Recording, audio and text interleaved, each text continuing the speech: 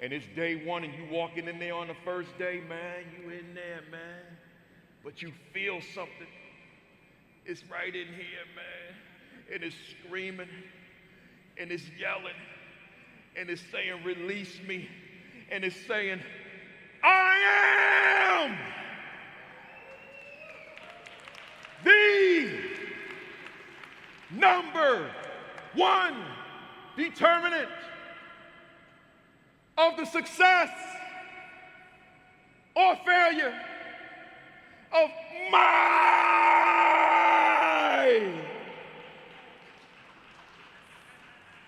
students. Hey, y'all, when you get back, kick some butt, and I'll see you in the winner's circle celebrating your victory. Let's go! Let's go! Let's go! Let's go! Let's go! Let's go! You got this! You got this! You got this! Thank you, everybody. And we are live. Good morning. Good morning. Good morning. Good morning. Welcome to week 185 of the AP in New Principals Academy. Let me see who we got checking in this morning. We got right up at the top. We got Sharon Wright in the building. We got Mona Abamolak in the building. AP Patrick Lawrence is in the building. Grace Castaneda is in the building. John Few, Takesha High, Rodney Richardson, Dr. J is in the building. Dr. Rella Hicks, David Isaacson, Robin W., Ronald Pugh, John Hurricks, Demetrius Scott, better said, Dr. Demetrius Scott is in the building. Vanessa Zeskin, Scott Wiley, where we at? Dr. Sheikah Houston is in the building. Man, I missed y'all this morning, man. I'm here in Princeton, Doc, doing a keynote now. I couldn't get up here, but I'm here now. James Presley, Principal James Presley's in the building. Jacqueline Harriet, I don't know how to pronounce that. Maybe it's Beji Andrews in the building. Grand Rising from the Bronx by way of Harlem. We got Tega Missouri in the building. There's the wife, the queen of the castle. Not this castle, though. It's the hotel down here in Princeton, New Jersey. But I'll be back at the castle in a little while. We got Edwin Garcia in the building. Rashard Davis, Tashika Truesdale. Daniel Quadwo Osei. Champion Principal is in the building. Where we at? Yolanda McKinney, Principal McKeever Jeter in the building. And I hope everything is going well. Dot, I won't go public with what you shared, but I hope everything is going well. I see you, Janie Smith. Good to see you. Good to see you. And tell the fam I said hello always. September, Devon Vance Daniels in the building. We got Donna Medina Sherrigance in the building. Jocelyn Nelson, MPA Jaguar. Where we at? Melissa Jones Chunu. Y'all, Melissa Jones Chunu gonna be my guest next week, man. Y'all better tell somebody, right? Along with two others. Stacy L. Joy is in the building, always getting it done for the platform, her and Donna. Jonetta Saunders Vaughn is in the building. Lily Lanier, I'm getting ready to wrap it up, y'all. Priscilla Dunson Lee, Lizea Jordan. Hit that share button as you come in. Hit the retweet, repost, whatever platform you're watching, and hit that like button, man. Even if you don't like it, hit it anyway, right? Hit the like button. Let them know. That's how we let them algorithms know that there are things happening. Cynthia Farmer is here. Yeah, Josh, I think I cleaned it, man. I just used it with the keynote, so I think we good. Where we at? Jessica Jones is in the building. She, if this is the same Jessica Jones, I think, no, that's Jessica Johnese. Yeah, I'm sorry. Margaret Simpson Lackard. I was going to say Jessica Jones going to be part of my guest next week, but that's a different Jessica. Shanita, where we at? Where it jumped, man. I don't know where Shanita is now. It jumped. There it is. Shanita Ross is in the building. Crystal Watson, Anthony Watson. And I'm getting ready to get it started. Did I say Jacqueline Harriet? If I didn't, Jacqueline Harriet is in the building up there in Nova Scotia getting it done. And I think I'm going to end it right there, y'all.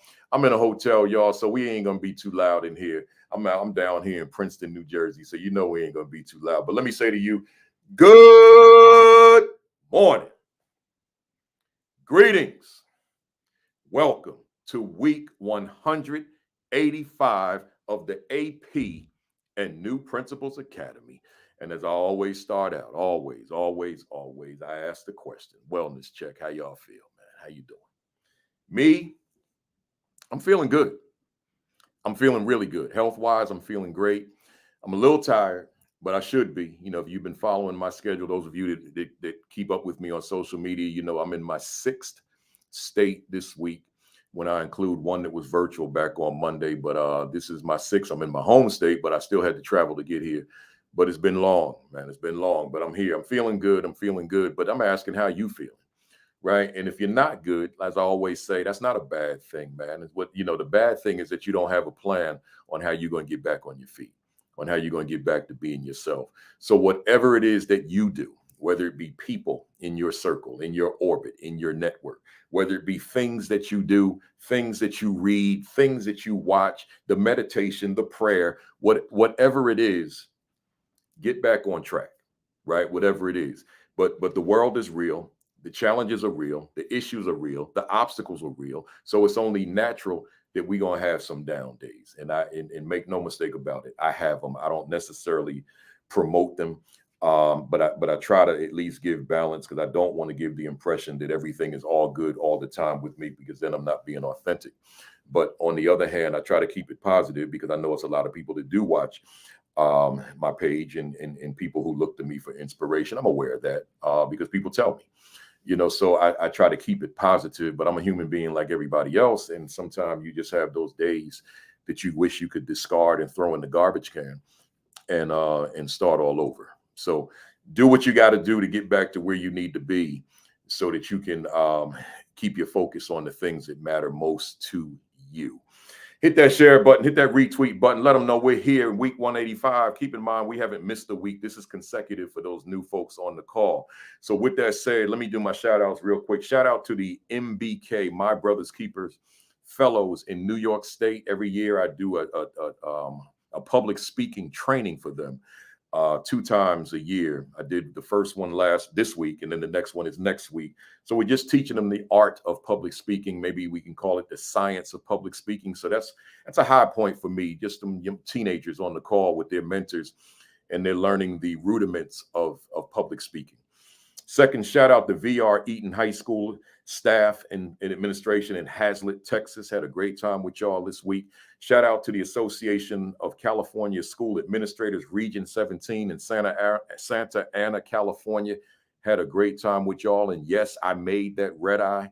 And yes, I landed on time and made it to my engagement in North Carolina. So shout out to the North Carolina School Counselors Association, 1,100 strong in Concord, North Carolina, this past week as well. Shout out to Catherine T. Reed Elementary School. Had a great day with them yesterday. Staff and administration in Prince George County, Maryland. And shout out to New Jersey Principal Association Foundation for Education Administration Northeast Region Conference today. I just finished doing a keynote just now. That's why I'm in a hotel. It's downstairs. So I'm where the conference is. So shout out to all them folks last week. And I can't wait to get home and sit on my couch and just stare at the wall and wonder how I even endured it. Welcome to the first timers. If this is your first time, that means you missed 184 sessions. So make sure that you go to the YouTube channel, AP and New Principals Academy. Hit the subscribe button. Again, hit the subscribe button one more time. Hit the subscribe button and binge watch all 184 sessions. They are all there. Be sure to like and follow the AP and New Principals Academy Facebook page, right? Be sure to like and follow that. I write a commentary every Sunday. I'll be writing one tomorrow morning. I put them up. I try to get them up by 10 o'clock. Some days, when it's just flying is crazy, then it's a little later, but I get them up. My books, man, I didn't bring any with me, but the main two, the Assistant Principal 50. Appreciate all of you who have that book. There's a lot of people that have it. That's my biggest selling book that I've ever written.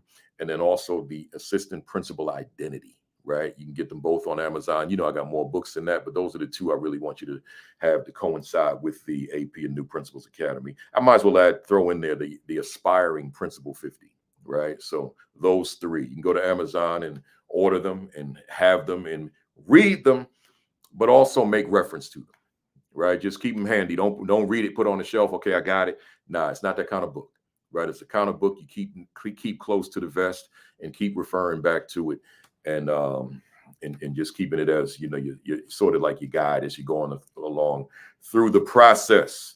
Hit that share button, hit that retweet button, hit that like button. I gotta keep saying that like button, man, that matters. I got a guest, man. I got a family member as a guest today. But before I bring her up, I do have my monologue, right?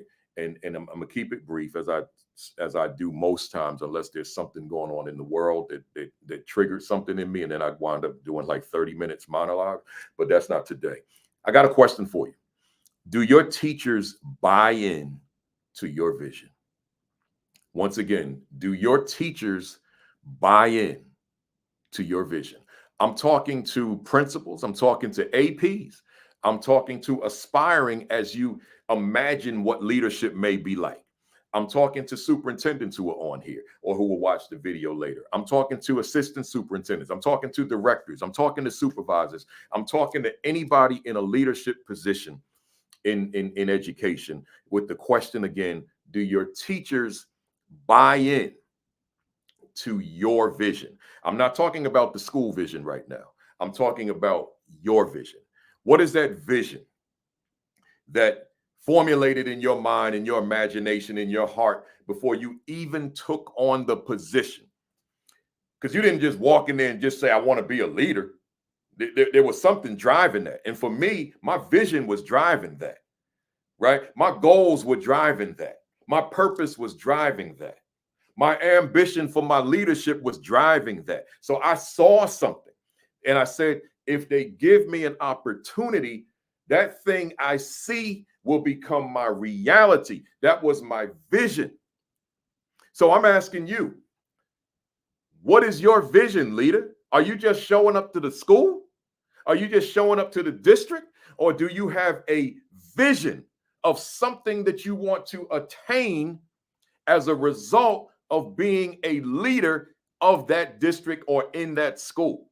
Well, therefore, the monologue question is saying, do your teachers or do your staff buy into it?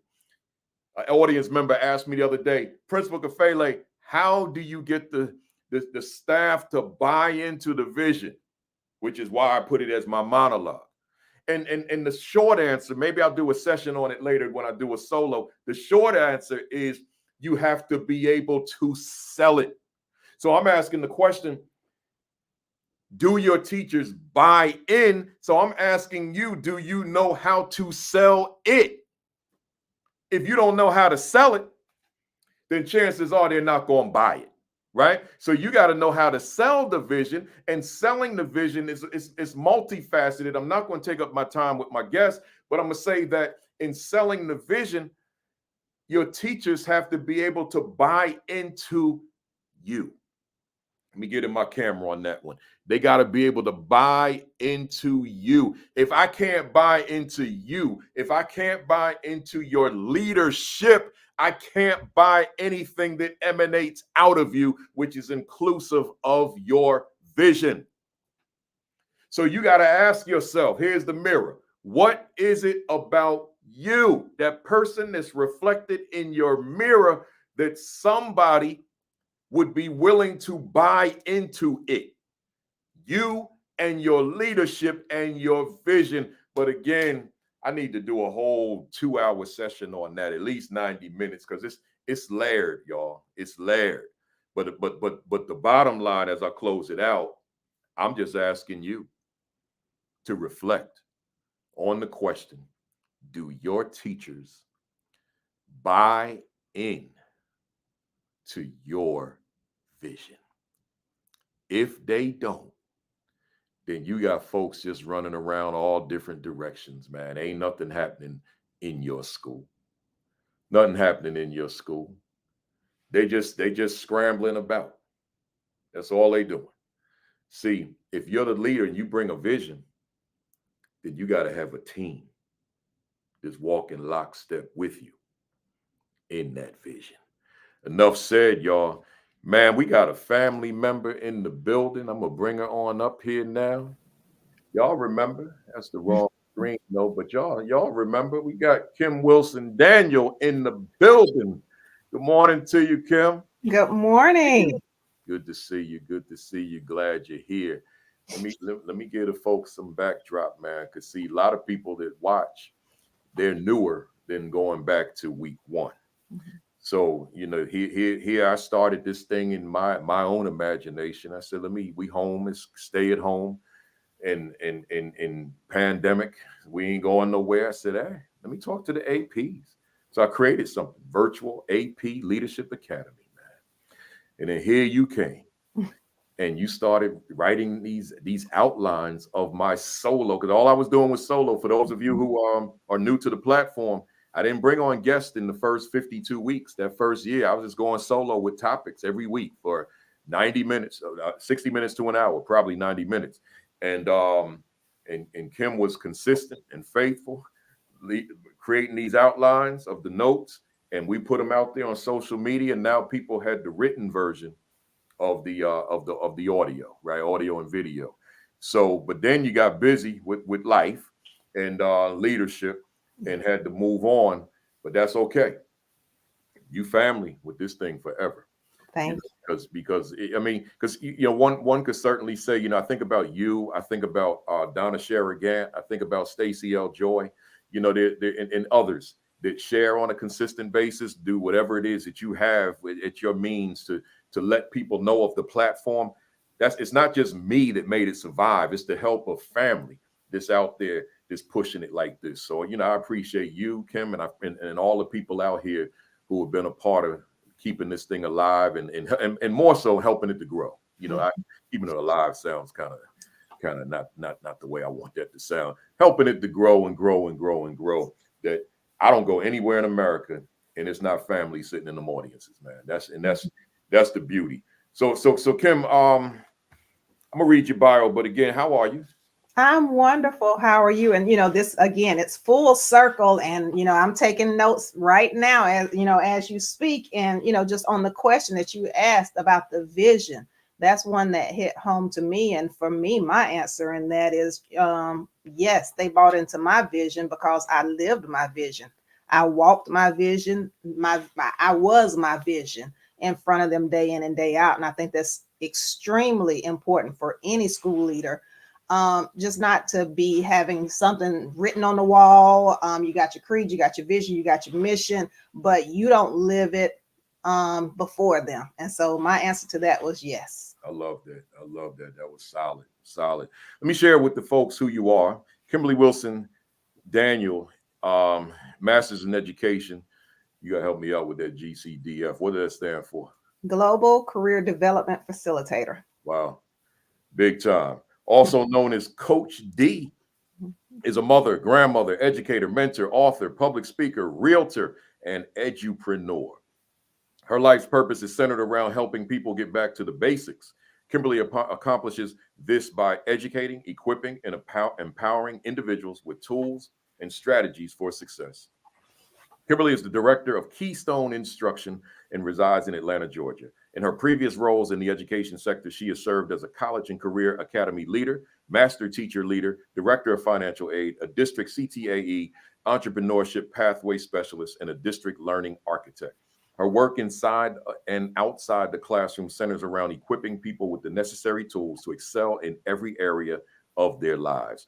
A highly skilled educator with over 19 years experience, Kimberly offers empowerment in the areas of personal and professional development, curriculum design, classroom instruction, teen mentorship, student success strategies, relationship building, technology integration, soft skills, and parent involvement. She is the ideal empowerment speaker for audiences at middle and high school assemblies, as well as colleges, conferences, luncheons, churches, summer camp programs, parent meetings, and after-school enrichment programs. Outside of ed consulting, Kimberly's hard work is the community. In the community centers, let me say that again. Kimberly's hard work in the community centers around assisting high school students and their families in securing scholarships and other forms of financial aid to attend and graduate college debt-free. Once again, debt-free. She is a native of Let's say Toccoa. Toccoa, you did great. All right, Georgia, and a graduate of Stevens County High School, North Georgia Technical College, Piedmont College, and University of Phoenix. She has earned an AAT degree in Computer Information Systems, a bachelor's degree in Business Administration, and a master's degree in Curriculum and Instruction. She has also earned her Tier 1 Education Leadership Certification, Coaching Endorsement, and certification in entrepreneurship and small business. Kimberly is also a certified global career development facilitator and licensed real estate agent in Georgia. So there's a lot there, y'all. There's a lot there. Let me just click something. I got a little notification here. Hang on a second. I did something wrong. Here we go. All right, we good. We good. All right. Let's go. You know, Kim, I read your bio, and you've accomplished a lot of things, and you're also endeavoring or embarking on accomplishing a lot. So with all that, my question that I ask everybody that comes on this platform, as an educator, who is Kimberly Wilson Daniel? I am who I needed to be when I was a young girl. I'm the teacher I needed. I'm the encourager I needed. I'm the coach I needed. I'm all those things that I was looking for in my community as I was trying to navigate through life as a young teen, making some bad choices that hey, they were made, but you know, we survived it, and that's a great thing. I was a teen mom, so I had my first child at the age of 16 years old, and there were people who poured into me and made sure that I still went on. I still gained all the education that I needed. I had a path, although be it might have been a curved path, but still my path was my journey. And I used that in education to help other teachers, to help students, kids. I coached volleyball and basketball throughout my career. So just being able to do more than just teach them curriculum is a passion that I have. I teach them life. I share my life. So again, as an educator, my teachers, I've been in your shoes. I don't forget that. I don't take that lightly.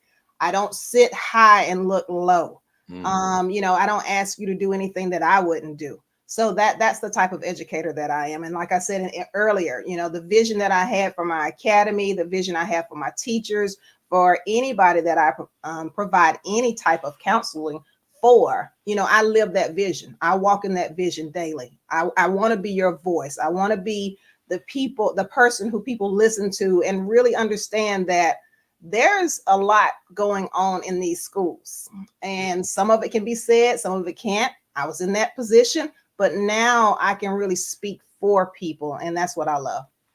I love that, and I think obviously what you said in terms of that voice you want to be. I live the same life for leadership. You know, I want to be that voice. I want to be that advocate. I want to be that source of information, inspiration, empowerment, whatever it is. And just being here where I am today in Princeton, and a room full of folks that I didn't know. I maybe knew 3 or 4 in the room, but a room full of folks that I didn't know, and folks who didn't know me, but come up to me afterwards and say, I needed that. Right. I feel more empowered. That's who I want to be. And that's what I'm sounding like. That's what it's sounding like that you're saying about your role in this education space, as we would say, these education streets. With that said, you chose education, and you're obviously somebody very brilliant. You could have done anything that you wanted to do in life, but you chose education as your career field, and you're doing a lot of different things in education. My question is, when you think about going back to when you knew that this is what you wanted to do, what was that thing that in your mind, in your imagination, you felt like, I want to accomplish this thing? And have you accomplished it, and have the goals evolved in the process? So I can tell you, I always wanted to be a teacher. I didn't have enough mentorship in my life. Again, the path that I chose, I didn't go straight into teaching. So I went into corporate because, again, that's what so many people preach. You know, there's money in corporate. So I went into corporate, worked for a major corporation. But there was always this pull to do teaching, because even when my daughter first started in Head Start and pre-K, a year later, I became a Head Start and pre-K teacher where she was. And so I was leading from within the classroom there, even in the early 90s. But again, went, towards the money, went into computer technology. And then there was always this pull to get back. No matter what job I did, whether I was in corporate, they transitioned me into corporate training. Whether I was at the as a director of financial aid as a college, I was still leading sessions to help everybody else. So it's always been teaching.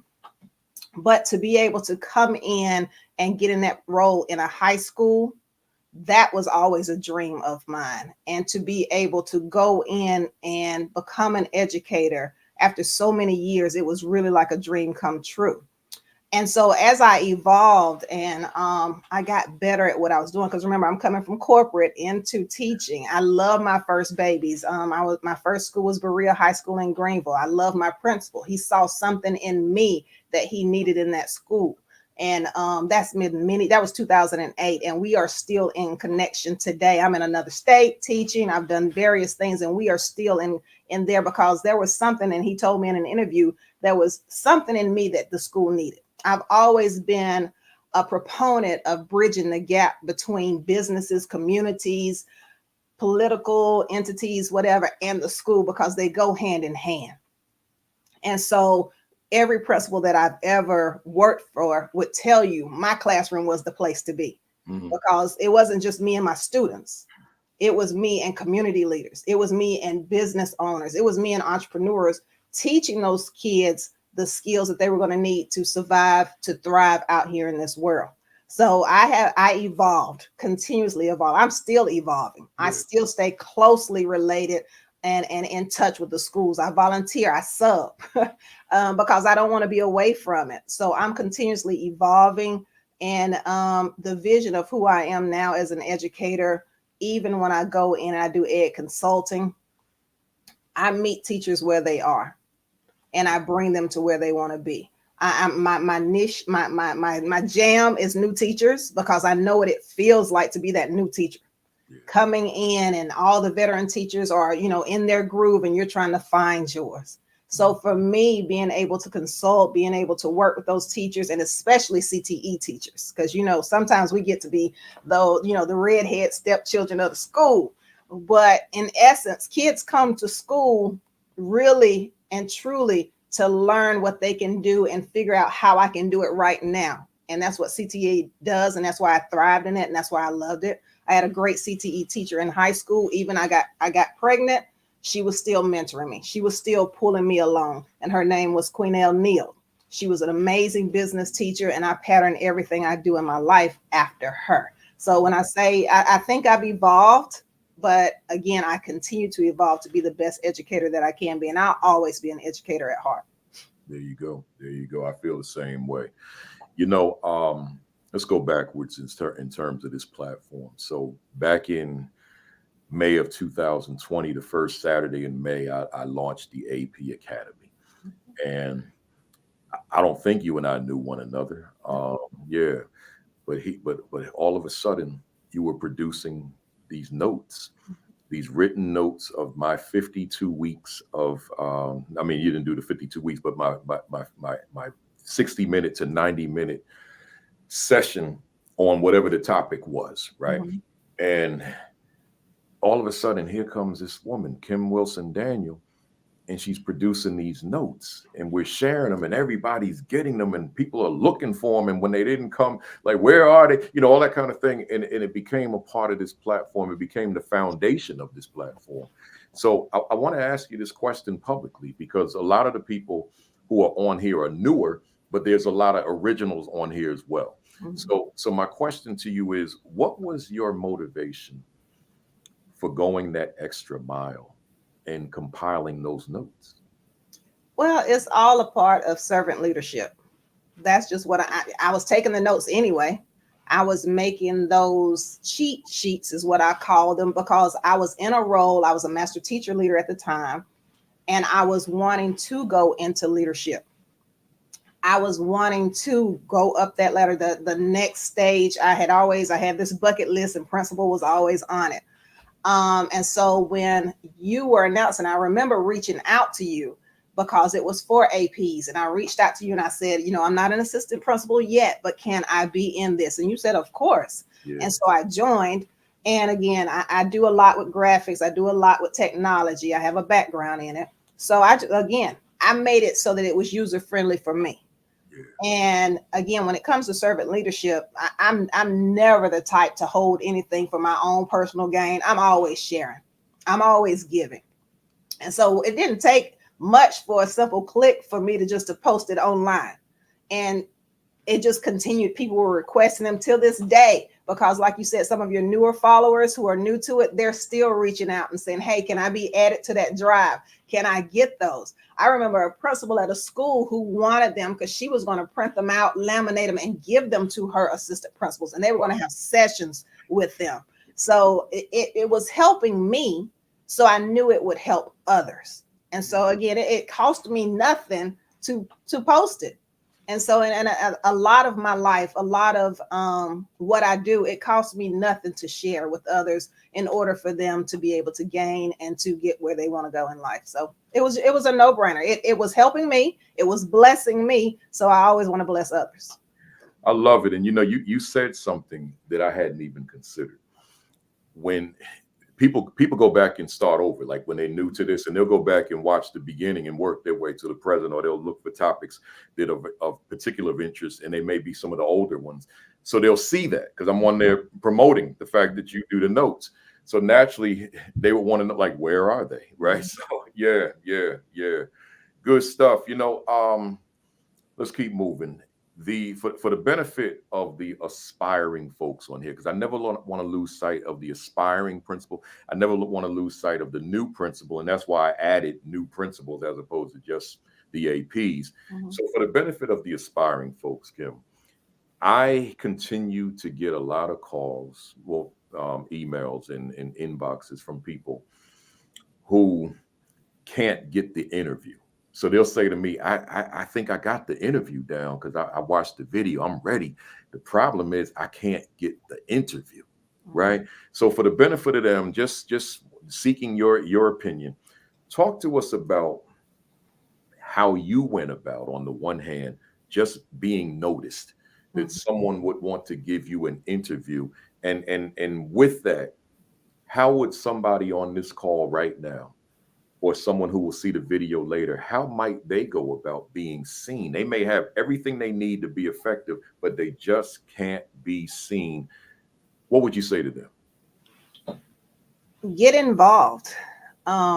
Be a principal from your classroom. Be a principal in your hallways. And that the reason I'm saying that is because, again, no matter what school I was at, I jumped on those leadership committees. I never came with empty complaints.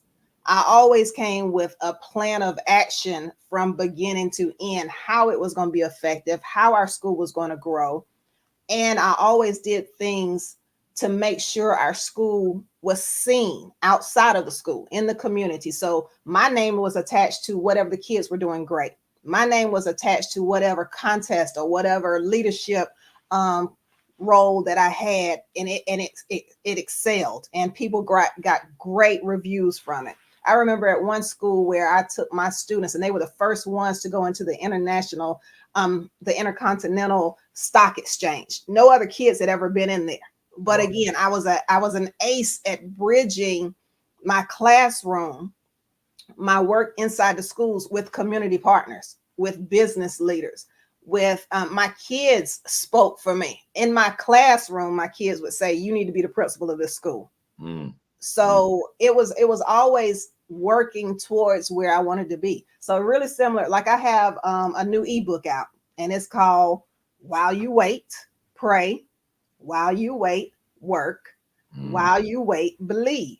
And I lived those daily. I was making goals. I was getting in contact. I met a great deal of amazing principals and APs even before I was one. And I was in those Twitter chats. We even started, a Zoom call where we were on call after your session. We would meet and discuss that. So I was networking with other principals, again, joining committees. I did everything that I could to be in my principals and AP's ears with suggestions. And again, not just empty suggestions, it was thought all the way through. The proposal was all the way written out, so they didn't even have to do any work. They didn't have to think this through, or how is it going to work. I stayed faithfully with you for 51 weeks doing it. I didn't do that last one. I ended up having to go back and do that 52nd. You did 51 because I couldn't remember the number. So 51. I did 51. That 52nd, I ended up going back and doing it. And the only reason I couldn't do it is because I got the position. And my time was taken up so much by the time we got to the end of that year. So like I said, not only did I listen to your sessions, but I really believed them. And again, I applied. I looked at different positions. I put in applications. I sent my resumes. I did a lot. But I just couldn't get into that mindset of, if I got a no or I didn't hear back, that that was a knock on me and who I was going to become. It was just, again, it was just not right then. That was not my time right then. So again, I continued to work. I continued to pray. I continued to believe that it was going to happen. And I'm the type that I know once something is placed on my heart, is going to come to pass. I just need to work and be ready. So when that door is open, I was able to walk directly in. They knew of me already. People were recommending me. People were calling for me because, again, if it was an opportunity to be on a committee, to work with something on a special assignment with the district, I knew I had a voice. I knew I had some techniques that would work better. I've never been, and that was one of the reasons, like, I got into teaching. Again, I never wanted to be the parent on the other side of the desk pointing the finger. I always went to my teachers, my kids' teachers. I always had conversations with them. I always figured out how we could partner together to make it work. My kids didn't get to run home and tell me anything, and I automatically jumped on their side. No, we had conversations. We came to the table. We figured it out. So again, I wanted to be that type of teacher who would get my parents involved. My parents were heavily involved. My students were always involved. I was pushing my kids to do great things. I would take the underdog, those kids who were labeled, who were whatever, and I would help them to shine. And it was just about pouring into them. I ran what most people say, at-risk after-school program. I was over that. And those kids got the best of the best treatment. They saw themselves as the AP students in the school. They saw themselves as the overachievers. I would have people who were big on social media or big in the industry come in and pour into them. And again, it was that type of exposure that I brought to my schools, that I brought to the kids. I had the data to prove that these kids were making leaps and bounds in academic classes. And again, it was because we were pouring into them and, just making sure that they felt a part of the school and that they were not falling between the cracks or just, along the wayside. So for me, again, it was just stay in the course. Yeah. A no is not a no. A no is not a no to me. It might seem impossible. It might seem like, every time you turn around, the door is closing. But for me, I stayed in my meditation. I stayed in my prayer. I stayed working. I stayed setting goals, and I stayed in the light. People knew who I was. People knew I was all about kids. People knew I was all about making sure these teachers had the support that they needed. I was on new teacher mentorship programs. I was in everything, and I was giving everything I could of me to make sure that everyone got a win out of it. Wow, everyone got a win. I listened to you, and there are three things I heard in particular. To the AP, to the aspiring administrators out there, I want you to hear well. That was a whole masterclass. Trust me, that was a whole masterclass, because Kim was saying to you that in order to get seen for that interview, you got to be seen. Right. So you got to position yourself in a way that people see you, and make no mistake about it. I'm an entrepreneur, but also I have a platform on Saturday. But in order for me to continue to do the work I do, I got to position myself that people see Principal Kafele. right? I could have all the knowledge and the inspiration, empowerment that I could hold inside. But if I'm not positioned to be seen by others, then it's not going to happen for other people, right? And therefore, that which I want to do can't get done. So that was the one thing. Another thing that you said was you stayed ready. Mhm. And see, I just want to reinforce for someone out there, you got to stay ready. We use the cliche. I guess it comes from a rapper or something, but staying ready. So how's that thing go? Every time I say it live, I can't say Stay it. ready so you don't have to get ready. Get ready, yeah. So you got to stay ready. But you know what really nailed it for me? The first thing you said, you didn't get discouraged. You didn't use that word, but that was what you said. You didn't own the missed opportunity or the no or whatever it is. You say, okay, it is what it is. Mhm. But I ain't discouraged. I'm going to keep fighting. But I meet people who get discouraged and they tell me I'm going to do something else. No, can't get discouraged. Let me ask you this. Let's stay on that theme, because discouragement doesn't have to be limited to the person that's looking for a position. Mhm. Since you didn't get discouraged, talk to us about what are things that you could suggest to us about how we prevent discouragement Mhm. and thereby straying away from whatever that goal, whatever that dream, whatever that vision. How do we stay focused without getting discouraged? Well, we're all human. I mean, we're going to bend, but I don't need you to break out there. So that's one of the things about it. I can remember preparing for an interview, this interview, and I just wanted this position. I knew it was for me. It was in the same school that I was in, and I had done so much in that school. I had done so much, prepared for the interview, nailed the interview, had the data. I didn't get the position. Now I'm human. That's going to hurt. It's going to hurt. And you're able to feel that. You should feel that. You should be able to process that. But then you need to process that and put it in its compartment. Put it where it belongs. That too, you've got to move past that and figure out what the lesson in it is. I'm the type that's going to look at, okay, you missed out on me. That was not for me. Okay. And I'm going to leave it at that. I'm going to move past that, and I'm going to still keep working, because again, you're going to get doors that are going to close in your face. Those doors are not your doors. God is going to open up a window, a crack, a sunroom, a sunroof, whatever the case. Yours is out there. You can't get to the point to where you allow your emotions to get the hold over you, to a point to where you can't continue to see that there is a vision for your life. There's a purpose for your life. You know, without a shadow of a doubt, that fire that you talk about is burning inside you, and that's your call, and that's where you're going to go. And sometimes you got to use those no's. And I think I even asked you this one time, or we talked about it. But sometimes where you want to be is not where you're supposed to be. Mm. And you even made the comment that you're going to have to move. And I can remember that from years ago in my life, when I wanted to be a teacher in my hometown.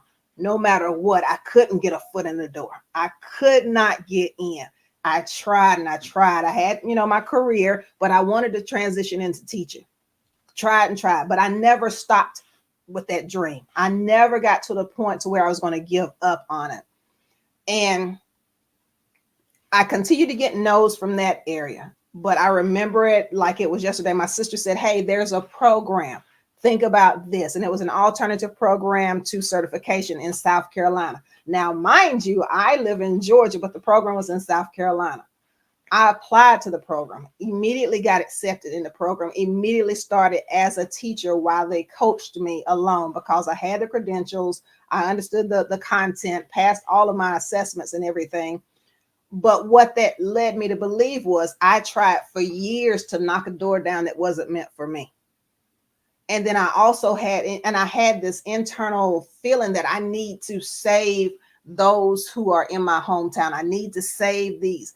But as I continue to move along the line and I continue to move up and do different positions, I was still saving them. I was going back home doing sessions. I still work with children from that community right now, even though I don't live there. So again, that door that I was trying to knock down wasn't for me. And God knew all along that he had another path for me. I just had to release what I thought was best for me and move in accordance with what he knew was best for me. And that made all the difference. So again, when those doors slam, one thing, you just can't take it personal. Your feelings are going to get hurt because it's something that you truly wanted, or you probably wouldn't have prepared for any AP or principal interview the way you have to if you didn't really want it. But you also have to figure out the lesson in it. And you got to sit and let that marinate for a little bit, because God is not that type that he's just going to tell you why you didn't get it. Yeah. You got to let it marinate for a little bit. And then you really, that hindsight is 2020. It is so true. You figure out why he had to take you the route that he had to take you. Woo! You said a lot there. You know, I'm gonna stay there. To the folks out there, let me just say what Kim just said. Every assignment's not for you. Mm-hmm.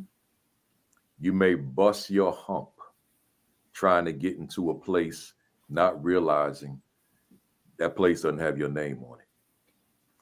I'm coming up on 20 years, 2024, my 20th anniversary of the lowest point in my professional career. I'm racking my brain every day trying to figure out, what am I going to do with that information? Am I going to put it in a book? Am I going to do a documentary? Am I going to share it in any kind of way? I put bits and pieces out. But I want to say this in the context of everything you just said. I'm going to do something with it in 2024. But I want to say this. I was in a school that I worked hard to get into, but discovered that wasn't for me. Wasn't for me. Not because of the kids, not because of the staff. I want to make that very clear, because some of them could be on here. Not them. It was just the politics. But God said, I need you in there regardless, because I need to see what you made out of. Because if you could pass this test, I got something that was built for you, waiting for you. Y'all hear me? I know y'all don't usually hear me talk about God, but Kim moved me that way. God said, I'm going to put you in this place. I'm going to put you with this superintendent. And let me see what you made out of when I put you in that space. And if you can endure it, if you can prove that you can fight through that, oh, I got something for you, Kafele. You're going to shine like you never shined before. And that's exactly what happened. Mm-hmm. People on here from Jersey, you know what I'm talking about. New York City, you know what I'm talking about. But I had to get, so that place wasn't for me, but it built me. Mm-hmm. That's what I'm trying to tell somebody out there. It wasn't for me, but it made me a stronger man and a stronger leader. And then I stepped into that new place, baby. And that's when my name went national. And I'm not even talking as a speaker. I'm talking as a principal. Mm-hmm. See, so I see you, Vincent Stallings, because let me say this to you, Vinny. I hope I don't get you in trouble on this, man. I'm coming right to you, Kim, but I got to holler at my man. That's right fine. Now. I was talking to my kids, Stallings. I got to say this, man, because I see you. I hope I don't start crying. I'm talking to my sons last week, and we talking about this. And I said, my man Stallings was a brand new AP. Despite being brand new, when I had my termination hearing, that man sat right next to me. He ain't run. See, when people get in trouble, that's when you find out who your boy is, who your girl is. Because, see, sometimes folks will run to get away because they don't want to be associated with you. My man on the television, because it was on TV, on the news, sitting right there with his brother. I told my sons the other day, that's when you know who your boy is. That's when you know who your girl is. When you got somebody, when the stuff hits the fan, and they don't run and hide, but they gonna go public. I stand with my brother. I gotta say that, Stallings, man. I know you still work there, but I gotta say that, man, because I see your name on the screen, and I want folks to know that's how we gotta roll with people, man. If you call yourself really close with that person, like she could just say loyalty, right? So with that, Kim, let's get back to us, man. I see my boy in the context of everything you said, man. Could not seize the moment. And he just said, I'd do it again. Right. And just what you're talking about, we talked about a little bit earlier offline. That's the same way our teachers need to feel about their admin, their principals, their AP. There's a lot coming at them from the district level, from the community, from parents, from all around. And our teachers need to feel that same type of loyalty. They need to be able to speak just like that about their APs and their principals in this fight as well. Yep. Well, I'll tell you this, that without getting all into the detail, every teacher in my building sat in that board meeting in the front wearing black. And my students were outside rallying with signs that said, hands off Kafele. They were so loud, we were on the third floor, that we could not hear the proceedings because my kids was out there shouting and screaming. One of them is going to be on this platform in February, right? The one that led it. She's an educator now. Mm-hmm. She'll be on here with me, Ivana Wade, right? So, yeah, man. That's the name of the documentary and the book, Hands Off Kafele. Yeah, maybe that's what you got the name. They had them signs. I wish I had took one of them signs and kept it as a souvenir, because most of us are never going to experience anything like that in our lives, man. That was unique. So let's go, Kim. I know folks out there curious, like, yo, what are you talking about, man? I need to know more of that stuff, right? Listen, y'all, I'm in 2024. Hang in there with me. Kim, there are people out here, to build on what we've said now. Mm-hmm. There are people out here, and some of them I've been looking at their names. So this fictitious question I'm gonna ask you is actually real with some of the people I'm looking at right now. And there are people out here who are in positions that it's a bad situation. Mm-hmm.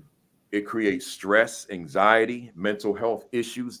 There are people there, but because we work so hard to get there, or because we need the salary, because we need the benefits, because we need the pension, whatever it may be, we will try to maneuver in there.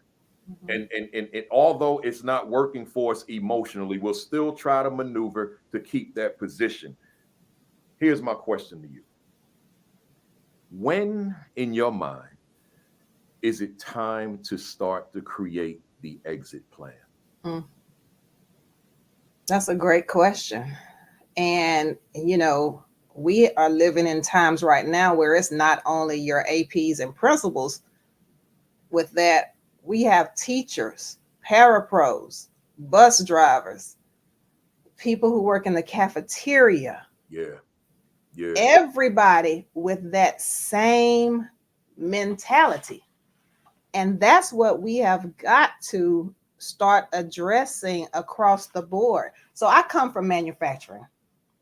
And so for me, I'm always playing the tape to the end. I'm always having to figure out how this product is going to go from here to the end, and then how we're going to get it re-entered into inventories, our next product and pipeline. But that's what we've got to look at as principals and APs, and understand that we got these thoughts going on, but our teachers and paras do too. What is our pipeline looking like?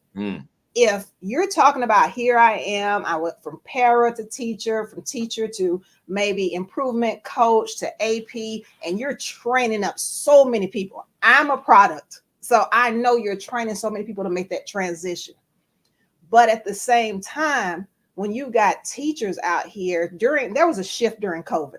Yeah. There was a major shift during COVID, and you're talking about health, and you're talking about emotional. Now, on one day, teachers are, oh my God, they're the best. I never could do this job. These kids got to go back into school. These teachers are the best. The teachers are the best. And then as soon as you get back into school, they flip. And you're back to, you got to be the counselor, the school social worker. You got to be the doctor, the lawyer, the mentor, everybody. And for me, I can tell you this. That's one of the things that was so disheartening to me, because principals are under so much stress. School admin, they're under so much pressure to be this buffer, between the demands and their teachers' mental, emotional stability. Because on one hand, you're saying, show your teachers grace. Make sure you're taking care of your teachers. Make sure everything is there. But at the same time, as soon as you've heard that there's an email coming with additional responsibilities, you got to go and take to them. And again, you have those pressures to be the buffer in the middle to take care of not only yourself, but your staff as well. So for me, I always wanted to make sure I still had that outlet. I still had my passion work. Education is passion. What I found out, the stressors of leading a school kind of sort of started overshadowing the passion part of it. So what I tried to do was focus my energy all on my teachers, making sure that they were whole. The data was going to be there. The data always looks good when you got somebody that's in leadership and his passion, has a vision, everybody's locked in. The data is going to look good. But we know the data tells a story, but it doesn't tell the whole story. Yeah. I know principals who would be sitting at tables, and as soon as we're in our meetings and they give us this topic to discuss, and you're supposed to turn and talk with everybody at your table about that and what you think. No one turned and talked about that topic. Everybody turned and talked about their teacher shortages, the challenges that they were facing. How much time you got left? When are you leaving? And it became a situation to where all you were doing was, again, you were trying to survive in that environment. And it was hard to thrive in that. Yeah. So for any person who is getting to the point to where their health is an issue, you got to start to scale back. You've got to start to take a look at or try to find out why you got started in it. Why did you want to become a principal? I know why I wanted to climb the ladder. I know why I wanted to get into school leadership. And again, it was to make a difference. It was to pour into the lives of teachers, because long time ago, as a teacher, I wanted to, pour into the lives of students. And what I felt when I got there and everything, I had mastered that. Then I wanted to pour into the lives of teachers, because if I bring teachers to where they need to be, they're going to always pour into the lives of students. So I'm still at the core pouring into the lives of students. Yeah. But to be around so many people who had reached where they wanted to go, and to hear them always being drained, that was emotional to me. And so I felt like, because they could share with me, and it doesn't matter, I've been a principal, a coordinator of an academy, I've been a teacher, I've been a teacher leader, and my door was always the one that they came into to pour into, to talk to, get this off their chest. What can they do? How can they survive? And then they would leave my room and they would be like, okay, I can go champion this then. I can go do this again. But it will come a point in your life to where you will say, I'm done. Yeah. But again, you're an educator at heart for life. The ed consulting is a route to prepare for. Writing the books, the speaking, the moving forward, so you can still be an impact. Because I tell you, I've been gone since May. My heart is still pulling me back. I want to be back. But I know I can be a bigger impact on the outside through my education consulting. I was doing it part-time, having an amazing time with that. But I know now I need to go on to a different level and reach people on a different level. So again, my emotions, my mental, and this may sound crazy, but they improved dramatically. I don't know where dramatically was coming from. Dramatically the day after I left. Wow. And I don't say that to try to get people to leave, because you're going to know when it's your time. And for me to be around people a lot that knew it was past their time, but having to stay because of finances, having to stay because of insurance, having to stay because they didn't have the means to be able to walk away. I planned for my exit. That's huge. Having the money, the finances set aside. Know well before time that you're going to exit. and plan for it. Again, I have the books, I have the speaking, I have real estate. I'm a drone certified pilot. I did everything I could to make sure money would not be a factor in me taking care of my health, my emotional well-being. I gave up many, many, many years chasing that dream, got it. I sacrificed time with my families. I missed lots of time with my family that I do. I wish I could go back and change that, but I'm trying to change it now.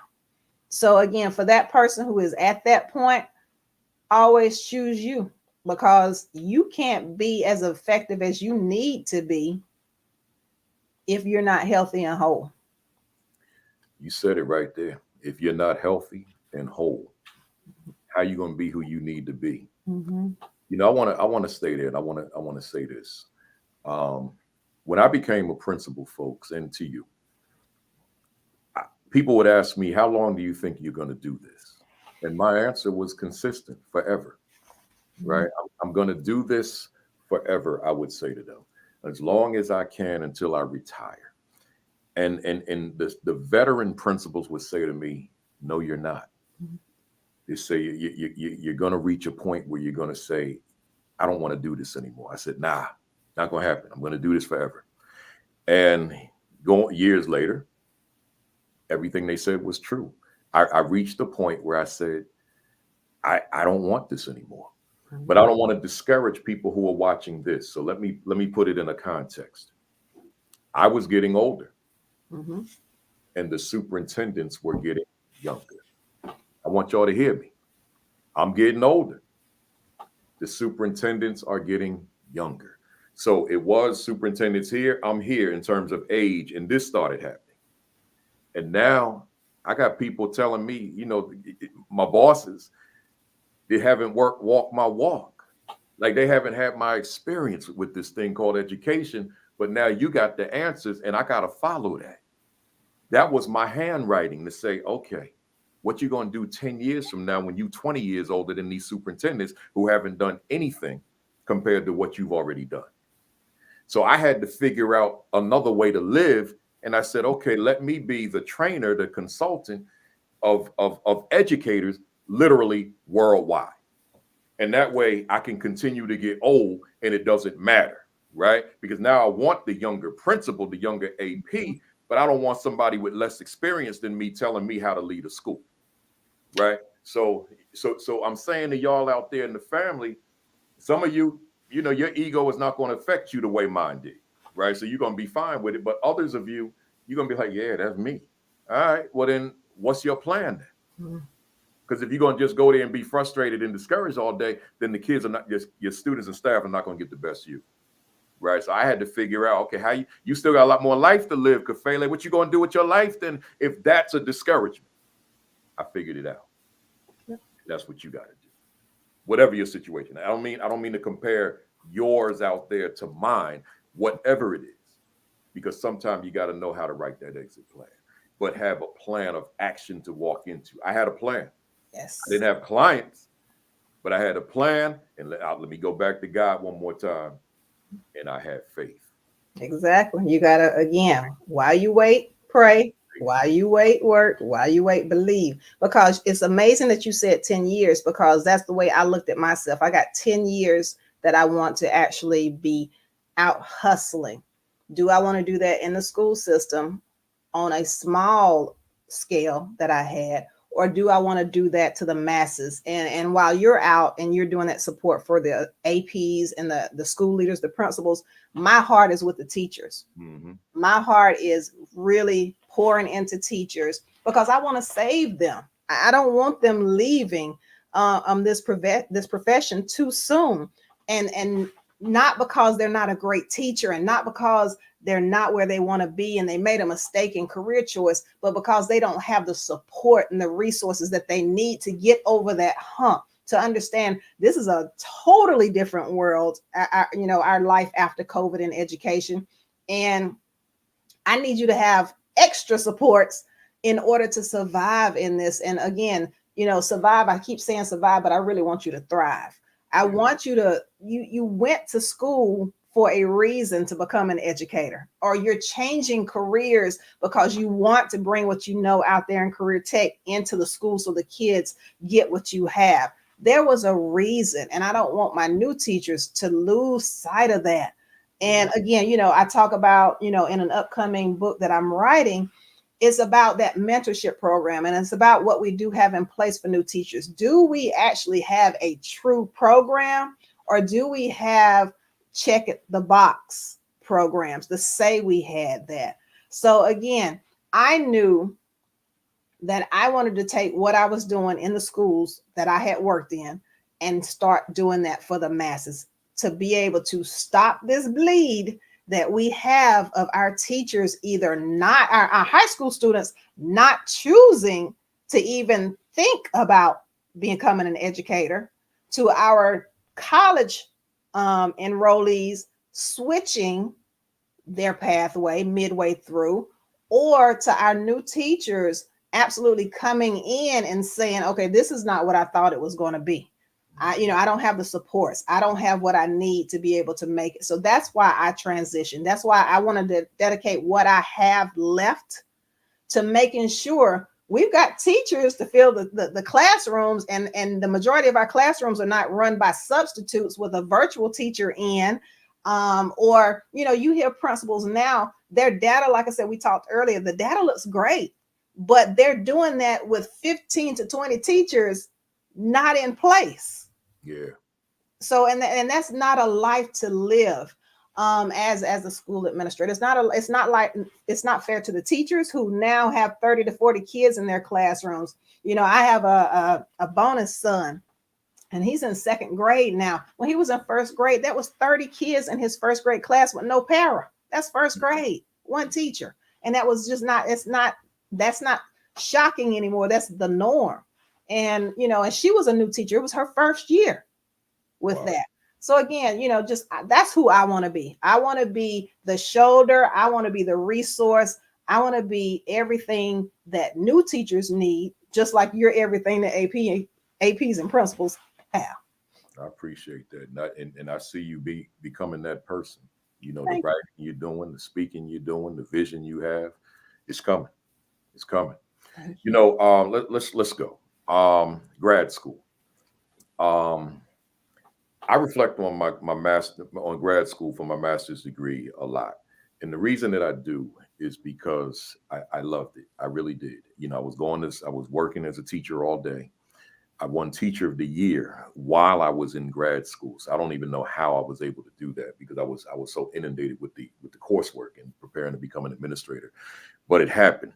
And I think about those courses, even the ones that were very hard for me. Anything math related is going to be a challenge. The statistics, the quantitative methods, all that kind of stuff. But I had the right professors that got me through it, and I aced them. So here's the thing. As much as I love grad school, Kim, I would dare say most of what I learned had no application to my role as a leader. Right? It was just good knowledge to have. But my real world was a very different world than what those grad school professors were preparing me for. So here's what I want to throw at you.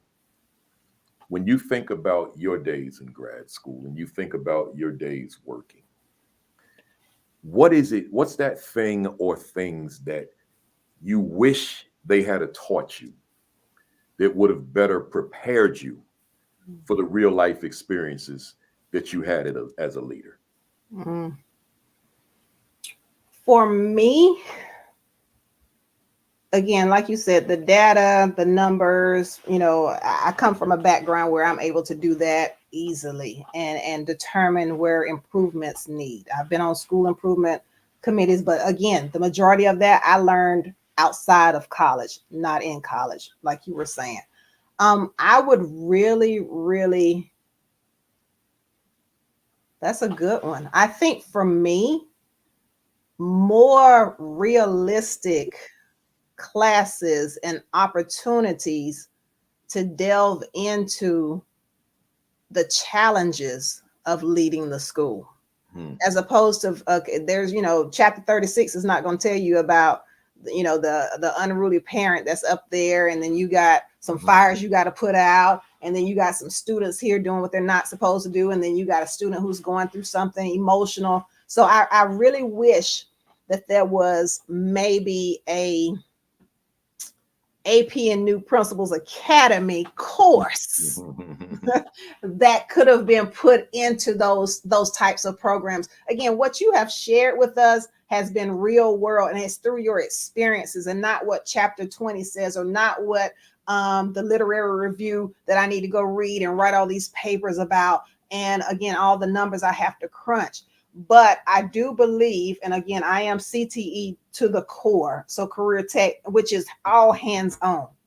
So there is a portion that is book work that you have to get, because I need to know my terminologies. I need to know the background. I need to know why it's the way it is. But there is a heavier emphasis on actually being in the practice, actually doing it, and not having to get my degree, get into this position, and then learn afterwards. So if there was some kind of hand-in-hand program that allowed you to do more mentorship. I do know in one of my tier 1 leadership, I was able to go and spend 2 days at a middle school. So I shadowed APs and principals for 2 whole days. And then I had to come back and talk about what was going on, and just really take that into my mindset. I lived in a building for 2 days. So if there were more, there would have been more opportunity for that in my grad school. I think, I would have been much more prepared, and not having to learn some things on the fly. Yeah. You said that AP and New Principals course. Mm-hmm. I'll say this without disclosing much. A major university has approached me and asked me to design that course and to teach it. The challenge for me was my schedule. So I said to them, let's revisit this later, right? But they saw the value in it. Look, design the course. It's your course. You're the teacher. You're the professor. You design the curriculum. Put that. Let's go. And I was like, give me some time. Let's revisit it, and we'll make that happen. So let's pause there. I'm gonna put you on pause, and let's sit right there for a minute. Let's sit right there. Let's sit there. Because what we're talking about here is an opportunity for you to be able to take what you're doing on this scale. And I know you're highly sought after and you're all over the place. I do. And even if you couldn't do it for that major university, consider creating content to make it your own online course. Yeah. Where they could purchase that from you, and then they could put that into many colleges and into that program, because it's needed. Yeah. And again, you're getting the hands-on, you're getting the knowledge, you're getting the understanding before you step into that building. So again, consider that content creation is key. Now, CTE, that's my thing. You can go to these high schools and get some kids that have trained in that graphics program and that audio, video technology and film. They will do your shooting for you, your video. They will put it all together. You package it and you put it out there. Yeah, no, you're right. You're right. The sky's the limit. It is. We gonna see. You can't put all this on hold now. We got principals coming out every day who need this. Every day. Yeah, we gonna figure it out. So let me. I got a part 2 of that question I just asked you. Okay. So here you are. You're in a position. This is just me talking now, and you're a trainer of leaders, new leaders, aspiring leaders, right? So aspiring leaders who are coming out of school, they're ready to go into leadership, but they're still being trained, and here you are conducting those seminars. What are some areas that might be in their blind spot that they're not even looking at right now, as I wasn't looking at when I was in grad school, that you might incorporate into your seminar to say, you need to watch out for this? Let me throw an example at you, because I know I just probably threw you a curveball. But let me just give you an example in my mind in terms of, I wish this was part of the curriculum. I wish back, it's to this day, that the politics of education was taught in grad school. Now it's going to look different in terms of the school. It's going to look different everywhere, because politics can be anything. But at least engaging in the conversation so that the candidate doesn't just go into the school and think, if I do everything right, everything's going to be gravy. But no, there's some people dynamics, and that's what I mean. If it's my seminar or if it's my grad course, I want to talk about them people dynamics and maneuvering, because that's an area that may be in the blind spot of that candidate not realizing that you could work your butt off, but there's some people dynamics that you may not rise to that level that you want to be because of those people dynamics, that politics of education. So that's just an example of one of my blind spots. What might you say to somebody to be cautious of that may not be a part of that grad school or professional learning that they've achieved engaged in thus far? Okay, I wrote two things down when you were talking about that relationship building. I was told it was December into my first year, that principalship, that level where we were, that's the loneliest place in the building. Yeah. And, and I started to feel that along the way, because I was like in this office and I'm used to being out in the schools. I'm in the building. I'm where my teachers are. I'm where my students are. But again, I was learning the role, and I had to, dedicate some time to learn effectively. But again, your network, I've had some amazing principals that I could call on. That would be there for me, that would show me the ropes. Even again, when you're in the operation and the operation is going, you've got to have some people who can get you through some of those things that are just going to run up on you and you had no idea about it, because grad school can only teach you so much. So make sure that you have enough of a network that is supporting and able to understand where you're going. They believe in you and you believe in them, and you can pattern after them, because you don't want to jump in there trying to create a new wheel. Yeah. Let it marinate for a little bit. Learn the ropes, learn the people, learn the system before you go in just uprooting everything in with your vision. They don't even know you yet. Yeah. So they need to see you again. Like when I went back at the beginning, they need to see you walk in the vision. They need to see you talk about the vision. They need to see you be able to understand how this role works in the midst of the daily challenges, not just again what you learn sitting in a classroom. Yeah. I think for me also, my special populations, being able to get a little bit more under my belt in that area, and working with those teachers who do amazing work on a daily basis. So being able to make sure they are seen and that they are heard, and that they know that they are just as important as any other teacher in that building. So that's very important to me. And then another one would be, again, we get into these buildings and we have our school and we just try to operate it from within that building. There is a huge push and boost to what you can do if your community is involved. So community involvement is huge. Your businesses, your parents, your community leaders, everybody want to come in and see the success of that building. But again, for me, number one, and it will always be number one. And if I have any teachers on here, if they watch the replay or whatever, they can attest. I was a teacher leader all day, every day. I'm in their rooms. I'm teaching. I'm seeing where they was. I was in a unique position to where I was the leader of the school. I did discipline, and I was the instructional coach. All of that in one. So I had didn't have as much staff as I would have desired, but that wasn't my teacher's fault.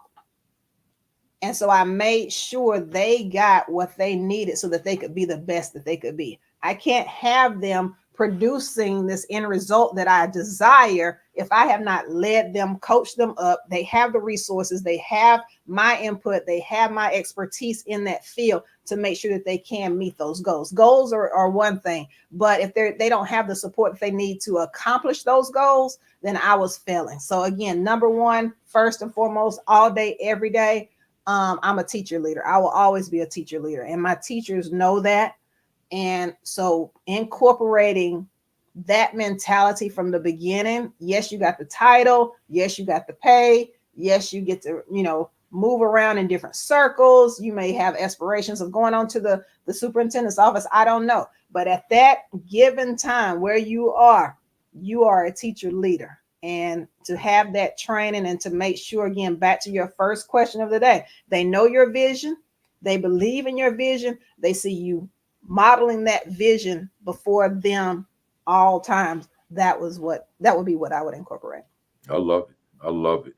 I want to quote your bio. I want to ask you a question, but let me give you this backdrop. You said, outside of ed consulting, Kimberly's hard work in the community centers around assisting high school students and their families in securing scholarships and other forms of financial aid to attend and graduate college debt free. Mm-hmm.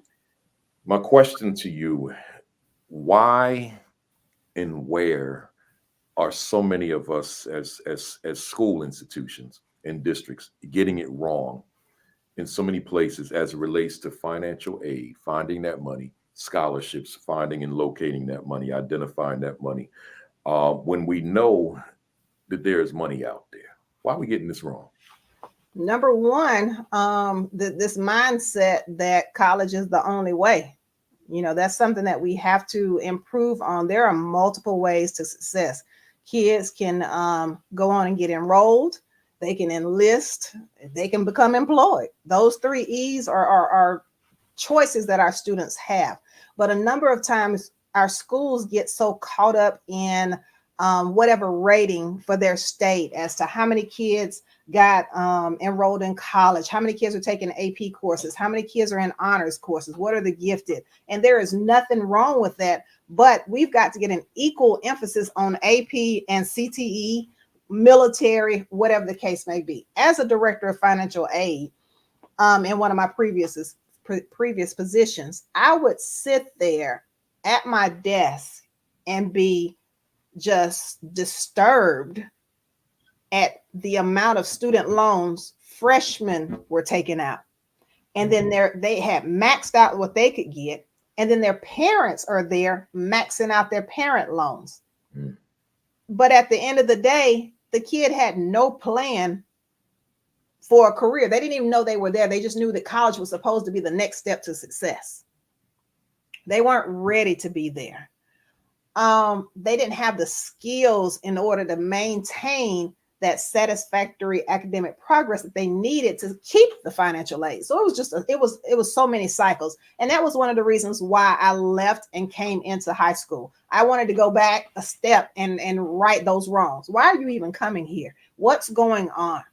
So for schools, there has to be a heavy emphasis early on in figuring out what that kid is naturally wired to do. What do you want to do? And not what society says you have to do so you can be, rich. A lot of times you may be rich in money, but you're poor in emotional, mental, happiness, joy, all of that. You're poor in those areas. So I was fortunate enough to be a college and career center advisor. And I was able to meet kids early on. I taught a freshman class that I created myself. And it was all about bridging these kids from middle school to high school. Now, careers need to be talked about all the way from elementary, middle, and everything. But it's super crucial when a child is coming into 9th grade to understand what it's going to take in order to be successful those 4 years and to set yourself up for where you want to go. So I would have these freshmen in here and everybody in their mindsets, they wanted to be, a D1 athlete. Had no idea about what SAT score you had to have, what GPA you had to have, what is that college going to require you to have? So there was a lot that had to be put into these kids from an early stage. There was a lot that had to be put into my parents. Do you know why your child doesn't want to go to college? Why are you pushing them? I remember being at a program for kids to come in and see employers. And I talked with this young lady and I was like, well, what do you want to do? She said, I want to go in the National Guard. I was like, okay, cool. Why do you want to do that? She said, well, it's not even going to matter because my mom says that's for poor people. Mm-hmm. So it's not just so I'm sitting there trying to rewire this child from society's presuppositions from those from parents, those from school leaders. College is not the only way. Let me meet this child where they are. Let me explore. Let me understand that the world is changing. What we used to have to do is not necessarily what we have to do now. We used to have to go A, B, C, D and get into that career. Now, D could come before B. D could come before C. But you've got to be a school leader who understands AP and CTE and honors. They all are equal across the board. Those kids have to be seen as who they are, the route that they want to take to be successful. And just because I go straight to work, I'm not lesser than a person who goes to college. I might just want to go ahead and get me a foot in the door and go to college at night, or go to a technical school, or go to, whatever. Let the company pay for my college.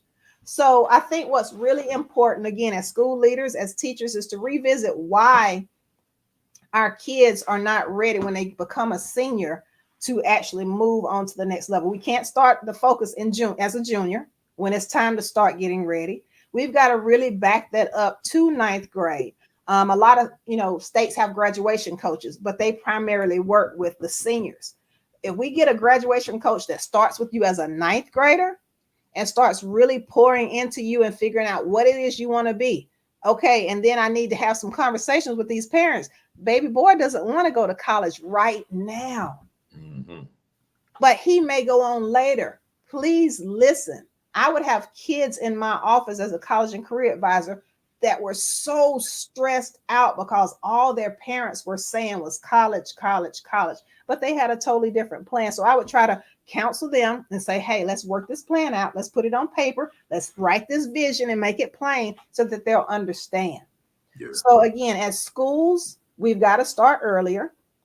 We've got to know that there are more routes than one to success. We've got to honor our skilled trades and not make somebody feel lesser than if they choose a skilled trade. Yeah. They're plumbers out here making more than principals.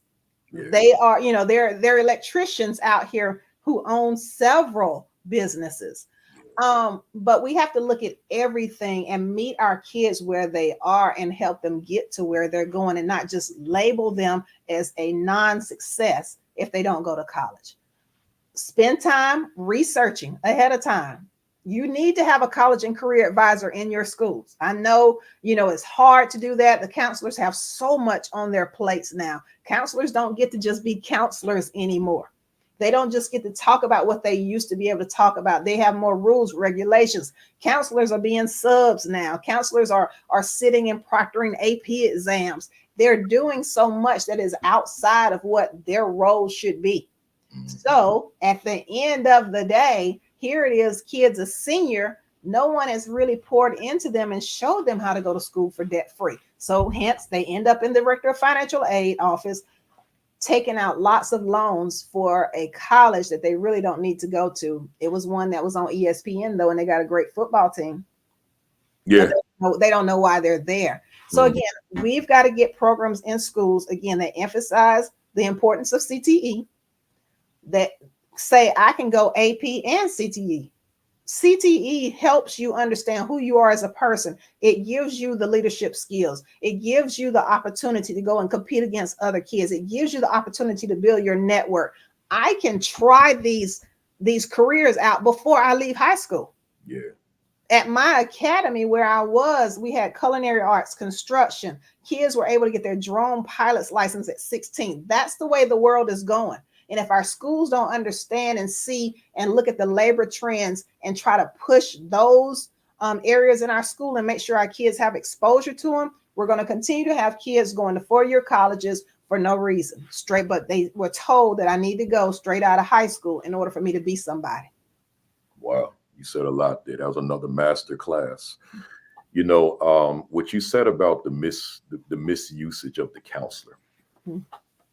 I spoke at the Wisconsin School Counselors Association conference last week, not this past week, the week before last. And they had lights on me, so I couldn't see the audience the way I would normally see them. So I mentioned what you just said in terms of counselors doing all these other things except their core responsibility in terms of serving the needs of students in a counseling capacity. And one of the organizers came up to me after I finished and said, did you realize the number of people that were crying in that audience? I said, nah, I didn't see them because I couldn't see them like that. They said, yeah, when you started breaking down these folks doing all these other things, folks got emotional because you were speaking to their world. They went into these buildings with the intentions of being counselors, and they became other things outside of being counselors. So a lot of times my message to administrators is make sure them counselors are being used as counselors, right? Not your substitute teacher, not your testing coordinator, not your this, not your that. And then they got 500 kids on the caseload. When are they going to see? And you got kids in that building with need. Yes. Yeah, with need, immediate need, right? Let's go. You still good? I'm good. Hey, folks, let me holler at y'all for a second. If those of you that looked at the ad I put on here for this session on Thursday, because that's when I promote on Thursday, you'll notice I use this word. I never use this word in my life. It said a potpourri of topics. I decided not to have a topic. I just wanted to kind of go all over the place. So if y'all notice that, like, man, what's the theme? Ain't no theme. I just wanted to talk to Kim about a lot of things that I just wanted to get her opinion, her advice on these things, and I'm loving this conversation to be quite frank with you. So let me go back to a statement that you made. You said teachers will always have my heart. Even when I was leading my academy, my primary focus was protecting and supporting my teachers.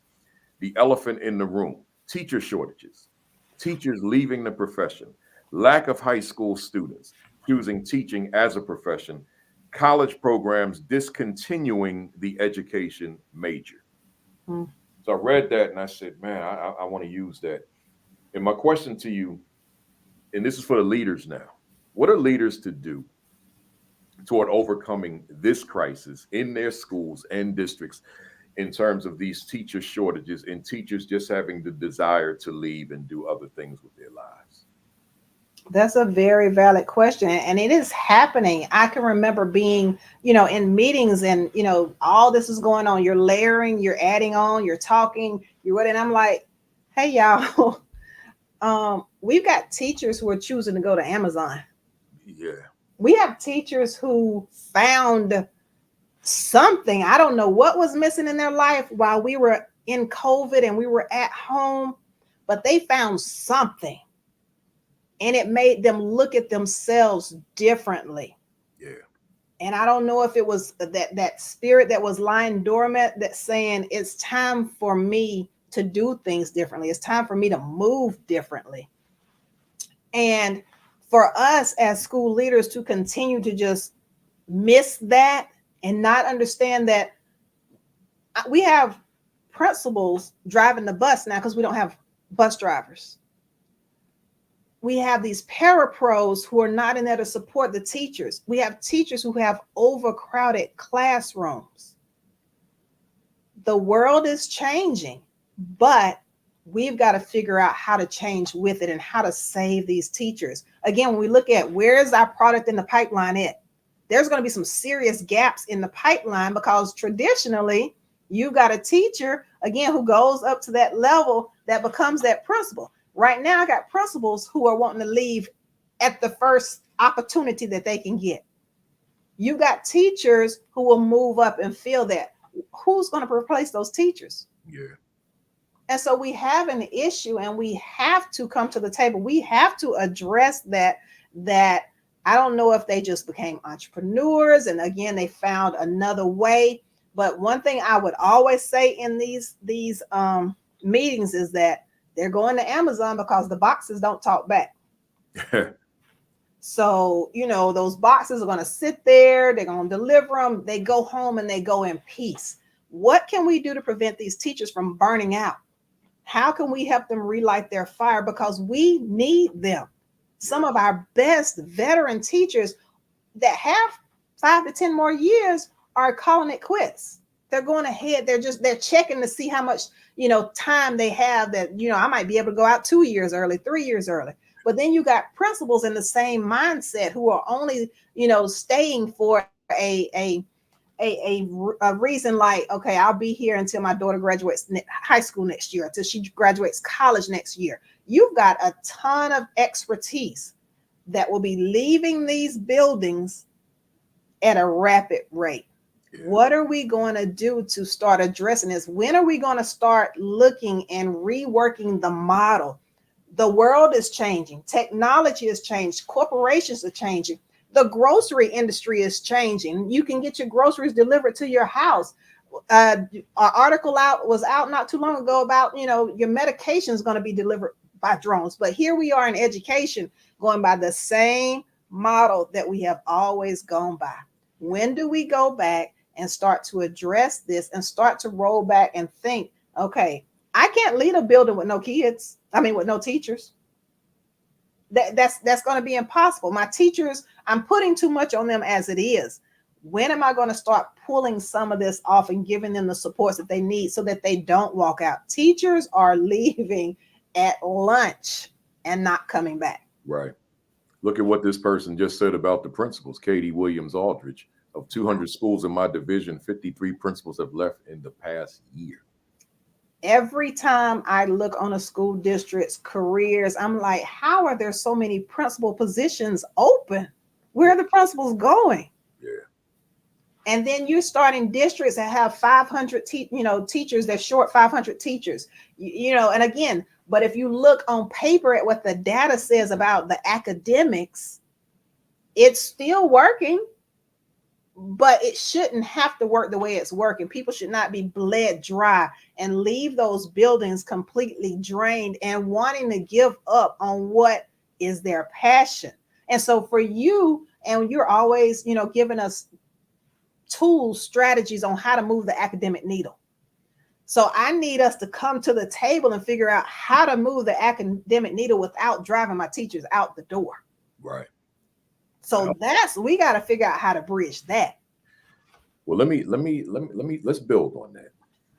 It's not always politically correct to say that there are some very challenging student behaviors in school. Sometimes people don't want to talk about that because they want to go deeper and talk about the underlying causes, right? And those are valid conversations, but in real time, that's not going to help the teacher, right? In real time, there are some very challenging, overwhelming behaviors happening in front of me or toward me. So here, you look at, and I get to see it because of my travel. So I can be in a school and something jumps off, and I'm, wow. And then I just observe the way it's being addressed, the way it's being handled, and so forth. But my question to you, in the same context of these teacher shortages, what advice do you have for the leaders on with us now live, or the leaders who will see the video, which is usually the bulk of who's going to see this? They watch it when they can. What advice do you have for a leader who has teachers leaving because of student behavior solely? Number one, believe the teacher when they say something's going on. That's number one. A lot of times, this is going to be something that has gone back for years and years. I try to, now what you tell me is, as a leader, if something's going on, reach out to me. I'll come, I'll be there, I'll whatever. But when I reach out and I let you know what's going on, you take the child to the room, and I don't know what y'all do in there, coming from a teacher's perspective, but that same kid comes right back to my classroom. Nothing has changed. I didn't get the relief that I needed. I think you're going to have to, number one, bring those teachers to the table. What are the behaviors that you're seeing? What can we do? I know at my last academy, what we did was we took our mission statement, we took our vision statement during pre-planning at the beginning of the school year, and we broke it down. We broke it down. What does it look like? Going off of Principal Kafele, what does it look like? What does it feel like? What are we doing, to make sure we're modeling this? And then what do we expect from our kids? And we started day one reteaching our whole mission. We didn't go into academics. We didn't go into anything that had to do with data, nothing. We started out with what we wanted our kids to see, be, do, feel. And it had to come from us buying into it, like you said, that vision. So we had to just put a pause on academics and really start with what we wanted our kids. And it became a part of our daily everything. And I had to get the buy-in from the teachers so that they could help change our culture in our building. And it has been working successfully. But again, you got to believe your teachers. You got to be in the classrooms enough to see that what they're saying is not just something that, you know, is an anomaly, but just because you came in with your keys jingling and sat in the back for the observation, they didn't do it that day. But you got to be in the hallways. You got to know these kids, and you got to have that relationship with those parents. And I've just been always, even when I was in the classroom, I was the type of teacher who knew my students. I didn't just try to teach them in the classroom. I was at their games. Yeah. If they had a dance recital, I did what I could to try to be there. If anything they were participating in, I tried to be there for my kids. I tried to be at my teachers. I know my teachers. Know your teachers, be there for them in the community, and not when something tragic happens to their family and you got to just show up. But know your teachers' hearts. But again, number one, believe in them. Something's going on. Bring them to the table, put their voice in it. You just can't have your admin team going around with the rules, the conditions, barking out, well, this is how we're going to do it. This is what we're going to do. You've got to have some input for those people who are in the fire every day. Yeah. They're dealing with these kids every day. Please don't ever, I don't care how high you climb in leadership, don't ever forget what it was like to be in a classroom and then you get this policy or this procedure that makes no sense. It's not going to work in this classroom. Don't be that. Get their buy-in, trust them. If you've got a child that is showing out consistently in your classroom, it's not always the teacher's fault. Believe that teacher, bring them in, bring the parents in, everybody. Let's come in and put a plan in action for these kids. I don't want to ever get a teacher into a situation for what you see out here on TikToks, what you see that's going on, and they're having to put themselves in harm's way just to teach a kid. That's another contributing factor, like you said, to why they're leaving. We got to be in the grind with them. We can't be in our offices. They got to know that we all stand on one accord for how we behave in this school building, what we expect in this school, what we expect of our students. And, you know, it's just, I've never really believed in like, you know, a child gets suspended. I don't like suspension because I don't know what they're doing when they're out there. But then you've been suspended for a certain amount of days and then you automatically come right back into the classroom. You've missed assignments. You're behind. You know, you're discouraged because you got to catch up. We've got to get some in-house programs for some kids that we might have to take them out of the classroom until they can do X, Y, Z. Again, but that's going to go with staffing issues. Where are my people? Yeah. It's a whole conversation where a lot of us have to come to the table. And like I said, we got to figure out how do we keep moving the academic needle without driving these teachers out. They need our support. They need our ears. They need for us to believe in them. There are so many demands on that position that, again, they may get to the point to where I can go to Amazon and the boxes are not going to talk back. Mm-hmm. I want to preserve those teachers. I want to be at the table. I want to work the strategies out. I want to be in the classroom with them. Sometimes you got to go in there and model that. You got to come out of that office and you got to go in there and model for them what you want to see. And then you might get a rude awakening, but about that same child doing you the same way. But you're not going to know that if you don't go in there and at least try. And a teacher will do a lot and go a long way for somebody that they see you actually came in my classroom, you actually listened to me, you actually tried. That goes a long way. I love it. I love it. I got one more for you. All right. And then we go to our rapid fire. You are working on two projects in particular that I'm aware of. One is it's a teacher burnout book to be released in January 24. And then the other is in the ebook, which you just put out, addressing meditation, inspiration, prayer, and planning. Tell us about both. Okay. Well, we'll start with Work While You Wait. That's my new baby. So it is out now. So that is my new baby. It's called While You Wait, Pray, While You Wait, Work, and While You Wait, Believe. People are in that dreaded waiting period on a lot of things in life. It could be family. It could be your career while you're waiting to go from where you are to your next level. It could be your finances. It could be education. It could be your weight, physical, whatever.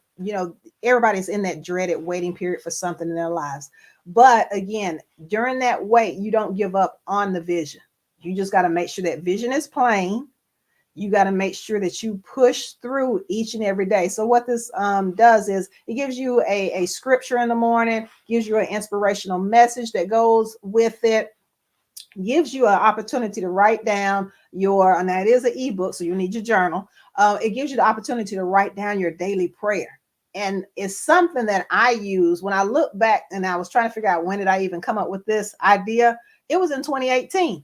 In my journal, in my notes where I had written what I was going to do about this book. So again, write it down so you can see that God is true to his word. He's true to what he's going to give you. It will come to pass if you pray about it, work on it, and believe. So that's what it is. So it's 60 days of planning. Great time right now for the beginning of the year where you want to move, if you're in that waiting period for some transaction, but for some transition. But what it is it's an action plan. It's not resolutions. It's not a wish manual. These are daily actions that are going to continuously put you in a mindset of making small steps every day to get to where you need to be. Beautiful. So that's that one. The other one is my teacher burnout book. So yes, again, you all know that's my heart.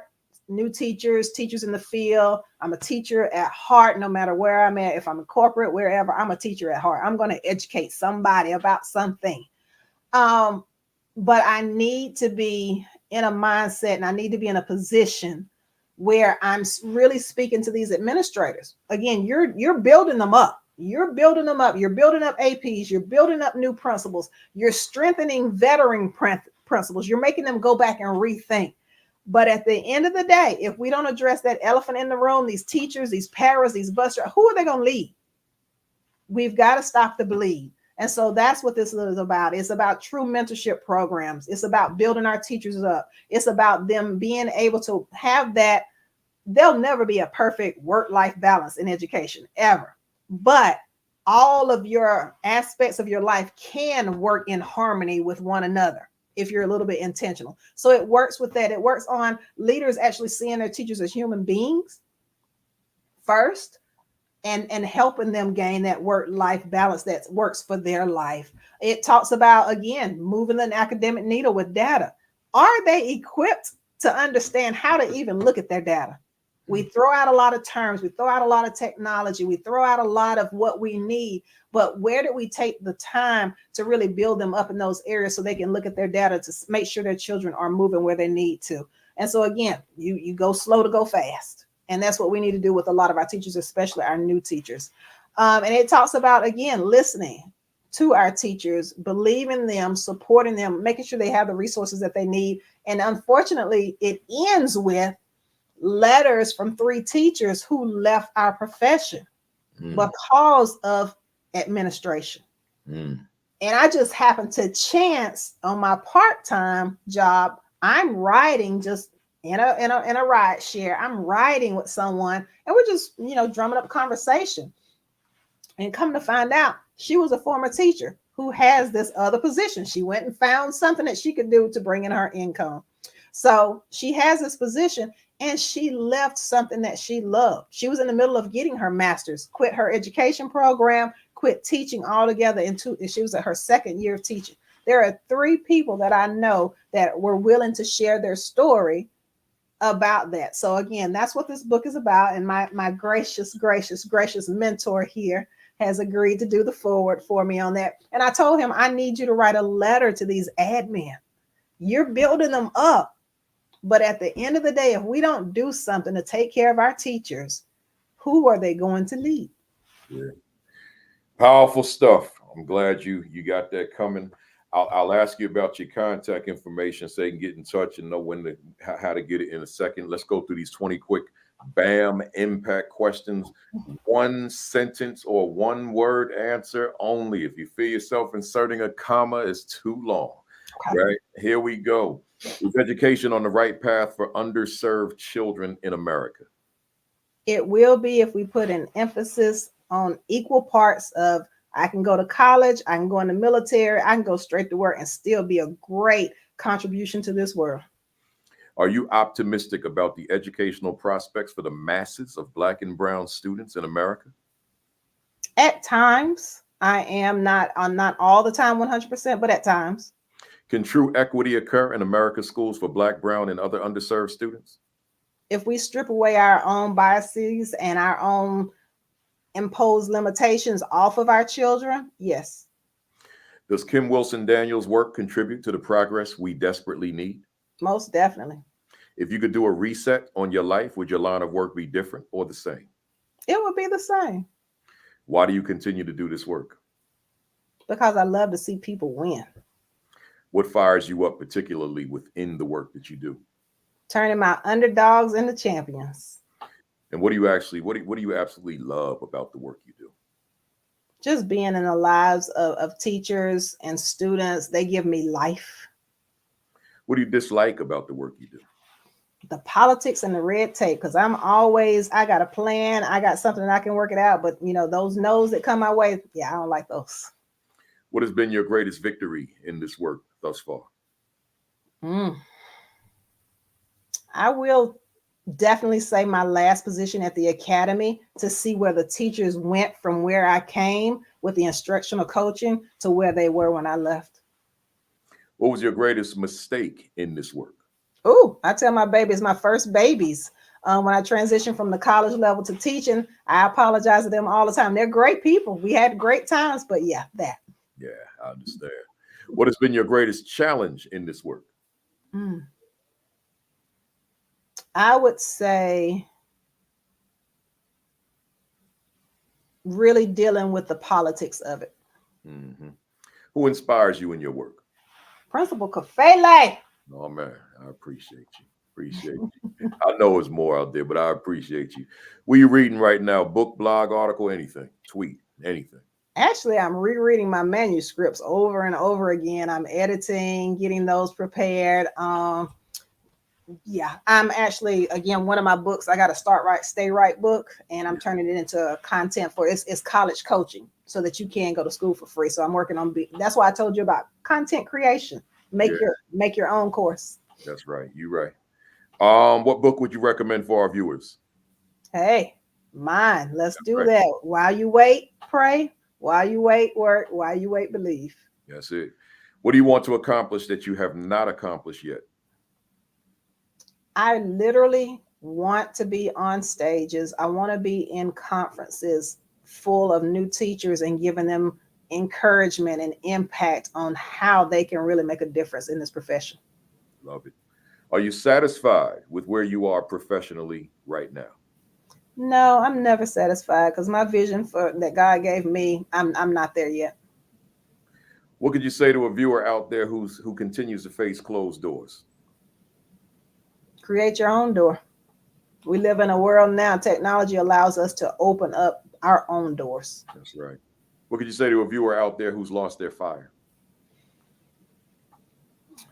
If you are unable to reach back and reignite that fire, I need you to find another avenue that you can transition to that will still allow you to be an impact in this area. Love it. And last one, if Kim Wilson Daniel was a word in a dictionary, what would be your definition? She overcomes everything that was thrown at her and turns it into a lesson for others to do as well. Love it. Love it. I appreciate you. Hey, folks, I see you started already. You know how we do. The veterans, you know how we do. Hit me with them emojis and let Kim know how you felt about the conversation today. If it benefited you, if it resonated with you, if it added value to your practice, if it was good stuff for you that you could take back to work Monday, hit me with your favorite emojis, as you've already started doing. And I always appreciate that when y'all get started early with it. but hit me with those emojis. I see them coming. I see them. I see them. I see them. I see them. Keep them coming. Keep them coming. And y'all know I bring the little back, right? We don't travel with the big one. TSA would confiscate that from me. It can't fit in my bag anyway. But here's the little one to symbolize that home run. In this case, you went to bat 4 times. Grand slam every time. 16 runs, batted in. You knocked it out the park, man. That was great stuff. Great stuff. I like this format too, man. I might have to do this a little more often. No theme, just let it, whatever's on my mind when I was putting it together. Let me just let it flow. And I enjoyed it like this. I really did. Me too. How do folks reach out to you? Okay, they can find me. Social media, all that stuff. Okay, they can find me, Kimberly Wilson Daniel. That's Facebook and that's Instagram. Kim Wilson Daniel on Twitter. For the While You Wait book, it's KimberlyLWilson.com. Somebody type that in the comments for me. But it is Kimberly L. Wilson. Kimberly is L-Y on the end. KimberlyLWilson.com. You can get the While You Wait ebook devotional. All of my books are on Amazon. So my How to Survive High School, that's for teen girls, because baby, like I tell y'all all, I was that teen girl who needed this. So I was a teen mom in high school. So this is How to Survive High School. Lots of great information in that as well. I also have the Start Right, Stay Right. This is what I'm turning my content creation into a actual course, but it is about all of what our high school students would need in order to go to college debt free. If that's your route and that's where you're wanting to go, I want you to go debt free. I do not want you spending money years and years later on an entry level position that you only get $30,000 or $40,000 for, but you got $120,000 or more in loans. So I don't want that. And there is a way to go to college debt free. So that's that module for that. And there's also a parent manual, the facilitator manual. The parents can get it as well, and they can work with their students on that. But those are on Amazon.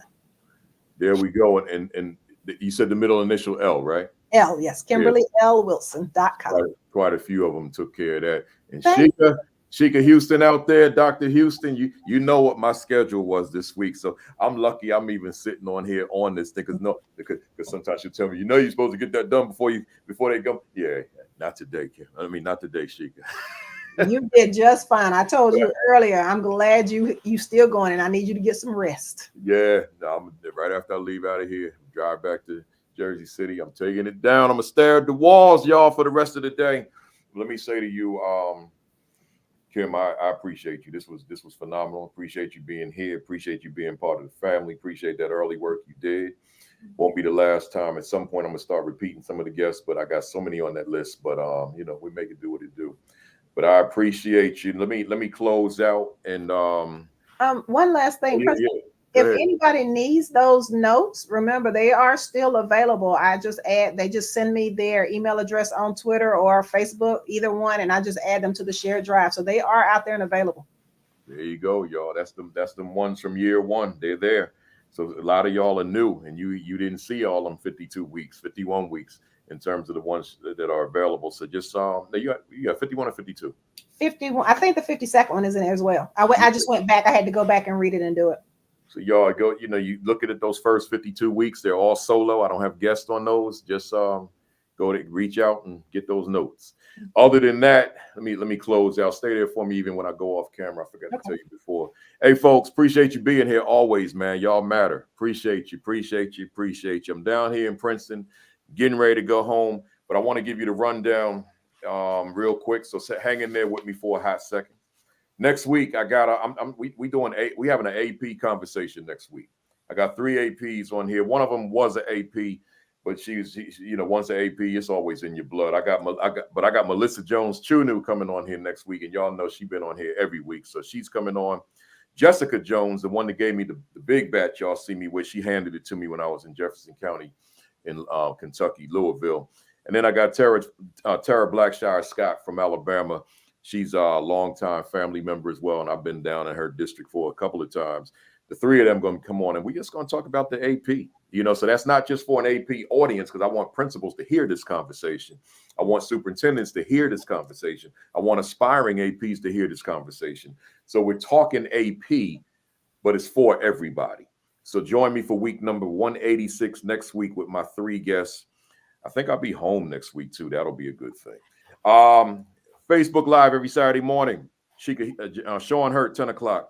Sheikah Houston, Tammy Taylor, Create and Educate, 10:30. That's doctors, the 2 doctors. Unlock the Middle with Josh Tovar and Dean Packard on Sunday night at 7. And then the Village Leadership Group with Dr. Roz Gaskins and Coach Williams is Tuesdays and Thursdays at 6. That's on Facebook Live. Those are all Eastern times. My books, go to Amazon, check them out. The Assistant Principal 50, the Aspiring Principal 50, the Assistant Principal Identity. Those are the 3 that coincide with this platform, in addition to the Principal 50. And it's my school, a better school, because I lead it. So you can go to Amazon and get them all. Visit principalkafele.com for all my resources. They're all there. There's a lot of freebies on there in terms of the writings, the videos, etc. Subscribe to the AP and New Principals Academy on YouTube. Make sure that you subscribe to it. We're at 19,600 subscribers, so that's a blessing. I'm trying to get it to 20,000, and I think we're going to be there soon. I'd like to get there before the year is out, but I don't know about that. But, hit that subscribe button. Don't just watch the video. Subscribe. Be a part of the family. And also like and follow the Facebook page, the AP and New Principals Academy Facebook page. That's where the written portion of the academy comes in. When I write an essay every Sunday morning, I try to not do it not later than 10 o'clock a.m. So make sure that you watch those. If you haven't read them, I've written 108 of them now, right? So you can just go to the page and scroll back and you'll see them all. I don't put a lot of content on that page because I want people to see those essays. So you don't have to sift through a lot of other stuff. My stuff is on my Principal Kafele page, right? So you can see my stuff, but I don't put them on both pages and then the 2 pages are the same thing, right? That's kind of ridiculous. I see people do it and I never understood it. But anyway, enough of that. Your diet, eat right. Your exercise, get it in. And your COVID precautions, whatever that is, take care of yourself. I wear a mask on a plane. I don't really wear it too many other places, but when I'm on that plane, I rock that mask, right? So whatever you got to do to keep yourself safe and the other viruses that are out here, just make sure you're taking care of you, because if you don't take care of you, there's no you to take care and serve the students that you serve. And with that said, y'all, appreciate you here. I'll see you next week. Have a great week. Have an extraordinary week. Have your best week yet. Peace. Peace. Thumbs up, cock that fist back. 1, 2, 3, bam. I'm not being loud in the hotel, y'all. I'll see you next Saturday at 10:55. Tell a friend, tell somebody that's never been on here before to tune in. Tell a family member, tell a parent, tell somebody. Come on in here with you. I'll see you in the building next Saturday.